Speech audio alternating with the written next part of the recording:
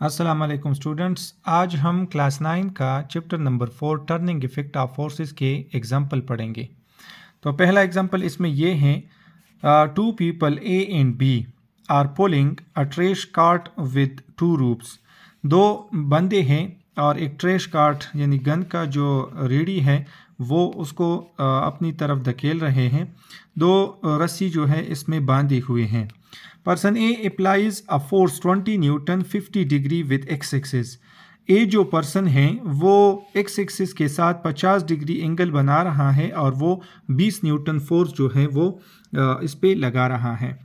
अच्छा, person B applies a force of 15 newton. दूसरा बंदा जो है वो 15 न्यूटन फोर्स से इसको पुश कर रहा है और 0 डिग्री एंगल जो है एक्स एक्सिस के साथ बना रहा है दूसरे रूप के जरिए। Calculate the magnitude of net force on the trash cart. अब इस ट्रैश कार्ट पे टोटल कितना फोर्स लग रहा है आपने इसको मालूम करना है।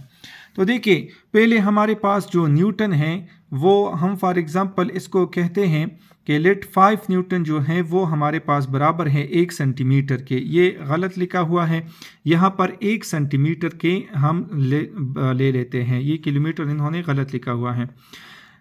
फोर्स ए पर्सन जो है वो 20 न्यूटन दबा रहा है तो ये हमारे पास 4 सेंटीमीटर आएगा। थीटा जो है वो ए वाला 50 एक्स के साथ बना रहा है और बी पर्सन जो है वो 15 न्यूटन तो वो हमारे पास 3 सेंटीमीटर का। ये हमें किस तरह पता चला? 5 न्यूटन अगर 1 सेंटीमीटर के बराबर हो जाएगा तो 24 सेंटीमीटर और 15 न्यूटन 3 सेंटीमीटर। थीटा बी जो है वो 0 है। अब यहाँ पर देखिए, सारा जवाब यहाँ पर ही हल हुआ है। हमने एक जो है 4 सेंटीमीटर की लाइन ड्रा करनी है और इसको एक्स एक्सिस के साथ इसकी 50 डिग्री एंगल जो है वो ड्रा करनी है। दूसरा जो है ये हम सब ज्योमेट्रिकल वो इक्विपमेंट से करेंगे। और दूसरा जो है वो हमारे पास जो एंगल बना रहा है वो इसके साथ बिल्कुल 0 एंगल बना रहा है और ये 3 सेंटीमीटर के है। तो आप ये सोच रहे होंगे कि यहाँ पर ये क्यों बनाया है। तो जब भी हम टोटल मालूम करते हैं, टोटल फोर्स, तो पहले वाले का हेड और लास्ट वाले का टेल हम मिला लेते हैं। यानी पहले हम पहला फोर्स बना लेते हैं और फिर जो है दूसरे का जो है वो हेड टेल और पहले का हेड ये मिला लेते हैं और रिजल्टेंट इस तरह आता है कि पहले वाले का टेल और लास्ट वाले का हेड मिला लेते हैं तो ये हमारे पास रिजल्टेंट है। अब ये किस तरह किसके बराबर होगी? तो आपने अपने रूलर लेके पैमाना लेके इसको नाप लेना है। ये जितना हमारे पास आएगा वो सेंटीमीटर लिख दे और फिर इसको वापस 5 से मल्टीप्लाई कर ले। यानी फॉर एग्जांपल ये जो भी आता है, फॉर एग्जांपल ये 5 सेंटीमीटर का आ गया ये लाइन, तो ये लाइन जो है वो 5 से मल्टीप्लाई कर ले तो ये 25 न्यूटन का हो जाएगा। अब यहाँ पर इन्होंने किया भी है, अगर आप ये पैमाना लेते हो तो यहाँ पर इन्होंने बताया है कि जब हमने इसको मैयर किया तो ये 6.2 आ रहा है तो 5 से मल्टीप्लाई किए 31 न्यूटन है। और जब प्रोटेक्टर रखा गया इसके ऊपर कि ये हमारे पास कितनी डिग्री एंगल बना रहा है, तो ये बता रहा है कि ये हमारे पास तकरीबन 30 डिग्री एंगल एक्स के साथ बना रहा है। होप आप लोगों को ये समझ आया होगा। अब हम बढ़ते हैं एग्जाम्पल नंबर 2 की तरफ। एग्जाम्पल नंबर 2 हमारे पास कुछ इस तरह है कि Divya is pulling a box on the floor with the force of 20 Newton making an angle 60 degree with the horizontal। Divya लड़की है, वो बॉक्स को फ्लोर पे जो है वो पुल कर रही है और इस पे 20 न्यूटन फोर्स लगा रही है और ये एक्स एक्सिस के साथ यानी हॉरिजॉन्टली ये 60 डिग्री एंगल बना रही है। Find the horizontal and vertical component F x और एफ वाई जो है हमने मालूम करना है। तो टोटल फोर्स इन्होंने 20 न्यूटन दिया है, एंगल जो है वो 60 है। एफ एक्स मालूम करना है और एफ वाई मालूम करना है। तो इससे पहले जो टॉपिक गुजरा है इस बुक में वो हमारे पास ये दो एक्सिस के लिए हमारे पास फार्मूले बता रहा है। एफ एक्स के लिए हम यूज़ करते हैं F X is equal to F cos theta और वाई के लिए हम यूज़ करते हैं एफ वाई साइन थीटा। इस तरह से F Y is equal to F sine theta. अब ये मालूम करने के लिए इन्होंने ये जो है वो ग्राफ बनाई है, ये 60 डिग्री है और ये 20 न्यूटन फोर्स लग रहा है।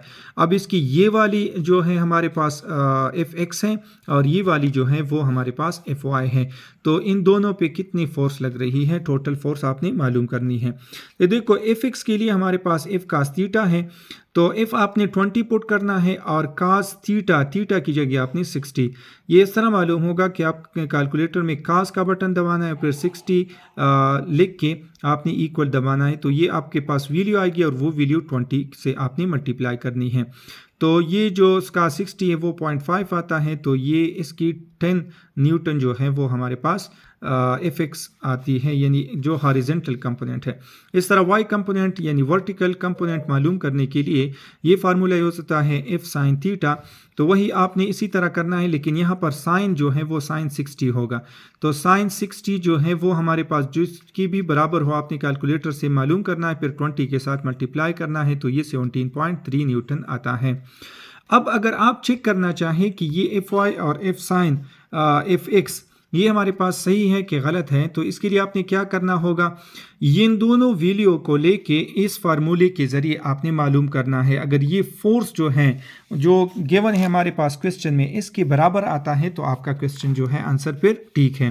तो इसके लिए ये फार्मूला है, टोटल फोर्स हम इस तरह मालूम करते हैं कि दोनों कंपोनेंट का स्क्वायर लेके जमा करते हैं और फिर इसका रूट निकालते हैं। तो पहला कंपोनेंट हमारे पास 10 आया है, दूसरा 17.3 आया है। अगर इसका स्क्वायर करते तो 100, इसका स्क्वायर करते तो 299.3, इसको जमा कर ले और फिर रूट निकाले तो ये 19.9 आता है, जो कि ऑलमोस्ट 20 न्यूटन के बराबर है। और यहाँ पर क्वेश्चन में भी हमें 20 न्यूटन। अब आपने एंगल मालूम करनी है, तो एंगल की हमारे पास ये फार्मूला है, theta is equal to tangent inverse vertical component divided by horizontal component, यानी F Y divided by F X. तो यहाँ पर आप देख सकते हैं कि अगर हम इसमें वैल्यू पुट कर दे 17.3 को 10 के ऊपर डिवाइड करते 1.3 आता है, अगर टेंजेंट इनवर्स मालूम करते 1.73 का तो ये हमारे पास 60 आता है, जो कि क्वेश्चन में भी हमारे पास गिवन है। तो इसका मतलब ये है कि हमने एफ वाई और एफ एक्स जो है वो सही मालूम किया है। बढ़ते हैं एग्जाम्पल नंबर 3 की तरफ। तो एग्जाम्पल नंबर 3 हमारे पास कुछ इस तरह है, ये एग्जाम्पल नंबर 3 आ गया। ये एग्जाम्पल नंबर 3 कुछ इस तरह है कि in figure force magnitude 55 newton is applied to a door. एक दरवाजे पे जो है 55 न्यूटन फोर्स अप्लाई किया गया, ये फिगर साथ में बनाया हुआ है।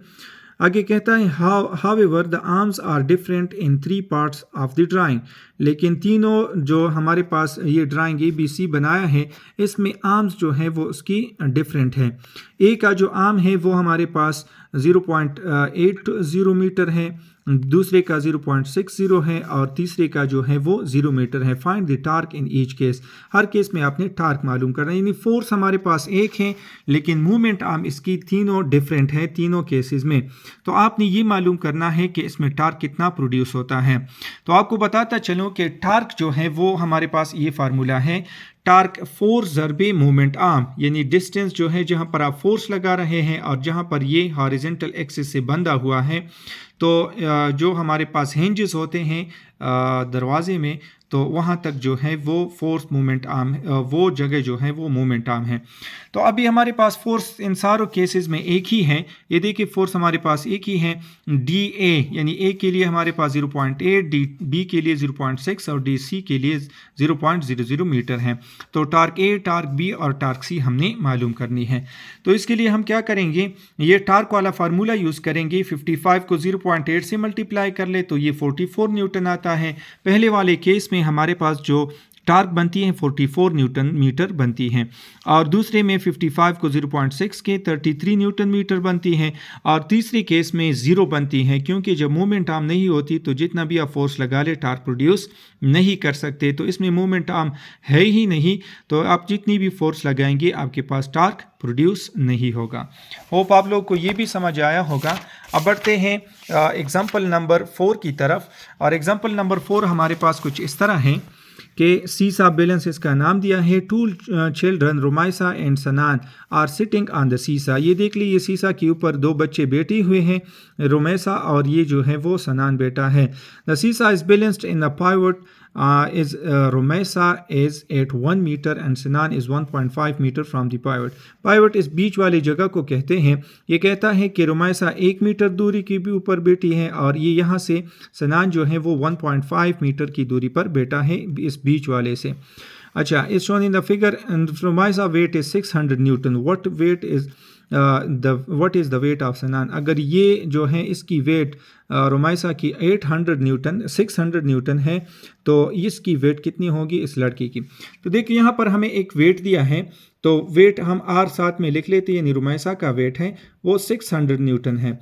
रुमैसा की जो मोमेंट आर्म है वो 1 मीटर है। सनान की मोमेंट आर्म जो है, मोमेंट आर्म का मतलब ये है कि बीच से ये जहाँ पर बैठा है ये जो फासला है यहाँ पर ये मोमेंट आर्म है 1.5 है। तो हमने मालूम क्या करना है, सनान की जो वेट है वो मालूम करनी है। तो यहाँ पर रुमैसा जो है वो एंटी क्लॉकवाइज टार्क प्रोड्यूस कर रही है और सिनान जो है वो क्लॉकवाइज टार्क प्रोड्यूस कर रहा है। इसलिए बाय सेकंड कंडीशन इक्विलिब्रियम के मुताबिक जो रुमैसा का है टार्क और जो सिनान का है, इन दोनों को अगर हम माइनस कर ले तो ये हमारे पास 0 के बराबर हैं। तो ये हम इस तरह कह सकते हैं कि अगर ये बैलेंस हैं दोनों तो ये हमारे पास टार्क 0 होगी। इन दोनों टार्क जो है यहाँ पर इन्होंने पहले से बताया है कि सीसा जो है वो हमारे पास बैलेंस्ड है, द सीसा इज बैलेंस्ड। अगर ये बैलेंस्ड है तो इसकी जो दोनों टार्क प्रोड्यूस कर रहे हैं वो 0 के बराबर होगी। अब जो ये दोनों बराबर हैं टार्क, तो टार्क भी बराबर होंगी अगर ये बैलेंस है। तो ये हमारे पास इसके लिए टार्क के लिए वेट यानी यहाँ पर फोर्स है और डी आर जो है वो हम मोमेंट आर्म है। इस तरह ये इसका वेट और ये मोमेंट आर्म। तो हमने डब्ल्यू एस यानी सिनान का वेट मालूम करना है, तो इसको आप यहाँ पर छोड़ेंगे और डी इसको इधर डिवाइड कर लेंगे। अब इसमें वैल्यू पुट कर दे, 600 को 1 से मल्टीप्लाई कर दे और 1.5 के ऊपर डिवाइड कर ले, तो इससे हमारे पास 400 आता है। तो यहाँ पर जो सनान का वेट है वो 400 है। होप आप लोग को ये समझ आया होगा। इस चैप्टर में जितने भी हमारे पास एग्जाम्पल रहते हैं वो हम अगली वीडियो में हल करेंगे। तब तक के लिए खुदा हाफिज़।